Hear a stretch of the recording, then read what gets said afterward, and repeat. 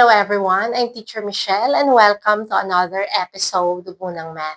For this episode, our lesson is the surface area of a prism. I will be showing and explaining how to find the surface area of a prism. But before that, let us first define surface area and prism. Okay, when we say surface area, this is the total area covered by the surfaces of a figure. Prism or prisms, these are three-dimensional figures in which the bases are congruent and the lateral faces are rectangles. Okay, prisms are named based on the shapes of the bases. So if the bases are triangles, then that is triangular prism. If the bases are pentagons, then that is pentagonal prism. Okay, prisms have specific names like cube and cuboid. Okay, in case of cube, all faces are squares, including the bases. In case of cuboid, all faces are rectangles, including the bases. Okay, we already have a lesson about cube and cuboid. That is on episode 30. And if you did not yet watch that episode, you may do so after this video. Okay, moving on. There are two characteristics of a prism. Or, in order for us to say that a figure is a prism, these are the two characteristics. First, a prism has two bases and they are congruent to each other. Okay, it means the two bases are identical shapes. Okay, the second characteristic is the lateral faces of a prism are rectangles. So if the lateral faces are not rectangles, then that is not considered a prism. Okay, take a look at this figure. This base or these two bases are congruent or identical shapes. Okay, these lateral faces are rectangles.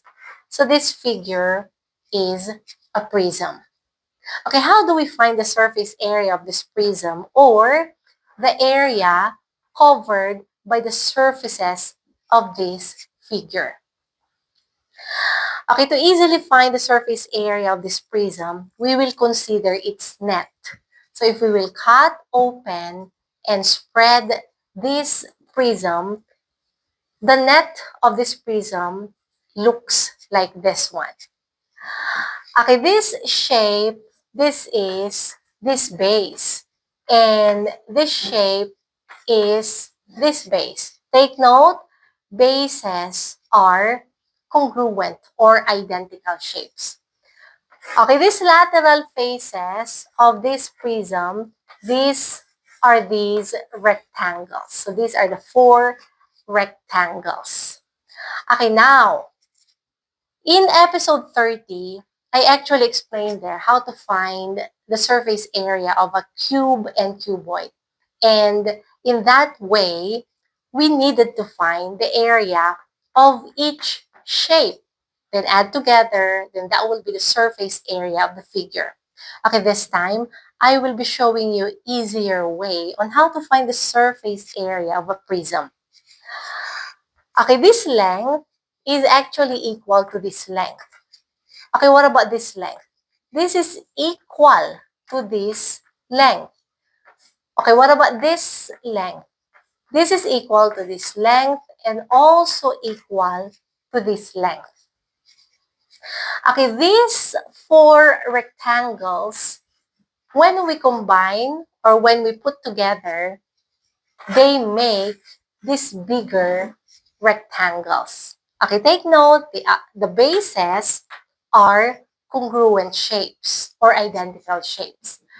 So to find the surface area of this prism, we just have to get the area of one base and then we need to multiply it by 2 plus the area of this lateral face or of this bigger rectangle.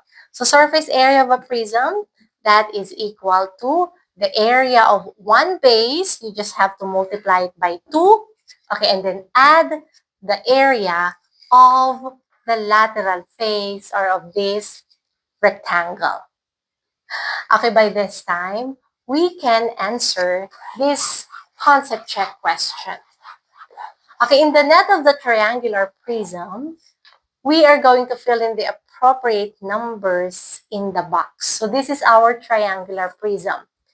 The two bases are triangles. Lateral faces are rectangles. So this is a triangular prism. Okay, this side is 4 centimeters. This is 3 centimeters. This is 5 centimeters. And the height of this triangular prism is 7 centimeters. Our aim is to find the surface area of this triangular prism. And to do that, first we have to get the base area or the area of one base multiplied by 2 plus the area of the lateral face. Okay, so to consider or to find the surface area easier, we will consider this triangular prism's net. So this is the net of this triangular prism. Okay, this shape is this base, and this is also this base. These are congruent shapes or identical shapes. And these are the lateral faces. When joined together, they create this bigger rectangle. Okay, if this is 4 centimeters, then that means this is also 4 centimeters. If this is 3 centimeters, then this is also 3 centimeters. Okay, the length of this side is 5 centimeters. Okay, the height of the triangular prism, this is the width of this rectangle. So this is 7 centimeters. Okay, let's find now the area of one base. Since this is triangle, the formula would be 1/2 times base times height. So 1/2 times blank times, okay, the height, 3. So if height is 3, then our base is 4. If our base is 3, then our height is 4. But since our height is 3, then base is 4. So 1/2 times 4 times 3, then that is equal to 6. So 6 squared centimeters. That is the area of one base. So this is 6 squared centimeters. Then this is also 6 squared centimeters. Okay, now let's get the area of the lateral face or of this rectangle. So the length is 4 plus 5 plus 3. So 3 plus 5 plus 4. We just have to multiply this one by the width, which is 7 centimeters. So this is times 7. So 12 times 7, okay, that is equal to 84. So 84 square centimeters. That's the area of the lateral face.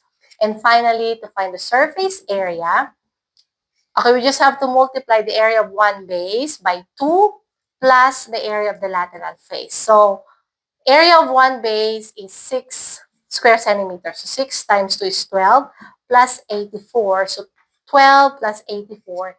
Then that is equal to, okay, 96. So 96 square centimeters. That's the total area of this triangular prism. Okay, this time, let's answer this simple problem. What is the surface area of the rectangular prism? So this is our rectangular prism. This base and this base are congruent or identical shapes. And the lateral faces are rectangles. So this is rectangular prism. So let's find the surface area of this rectangular prism. Okay, first, let's get the area of one base. So this is 6 and this is 5. So length times width, so 6 times 5. So that would be 30. So the area of one base is 30 square centimeters. Okay, this base is equal to this base. So we just have to multiply it by 2. So area of the two bases is 60 square centimeters. Okay, we have to add the area of the lateral face. So to find the area of the lateral face or of that bigger rectangle, so 6 plus 5, Okay, this is also 6 plus 5. So 6 plus 5 plus 6 plus 5, that is equal to, okay, 22. And we have to multiply this one to 8, or the width of the rectangle. So 22 times 8. Then this is equal to, okay, 176. So 176 square centimeters. Then we just need to add 60, okay, plus 176. So this is equal to, okay, 236 square centimeters. So the surface area of this rectangular prism is 236 square centimeters. Okay, moving on to our last problem. What is the surface area of the cube with an edge length of 5 centimeters? Since this is a cube, then all sides are equal. So if this is 5, this is 5 centimeters, and the rest of the sides are also 5 centimeters. So what is the surface area? Okay, first, get the area of one base. So it's 5 times 5, so that's gonna be 25. Okay, we just have to multiply it by 2 for the another base. So the total area of the bases, or of the two bases, is 50 square centimeters. Okay, now let's get the area of the lateral face. So 5 plus 5 plus 5 plus 5, that's 20. So 20 is the length, and we just have to multiply by the width, which is 5. So this is 100. So 100 square centimeters for the lateral face. So 50 plus 100, then that is equal to 150 square centimeters. So this is the surface area of this cube. So 150 square centimeters. Or there's another way. Okay, just like what I've mentioned a while ago, all sides are equal. So one face is 25. So 5 times 5 is 25 square centimeters. And you just have to multiply this one by 6 faces. And this is equal to 150 square centimeters. So the answer is 150 square centimeters.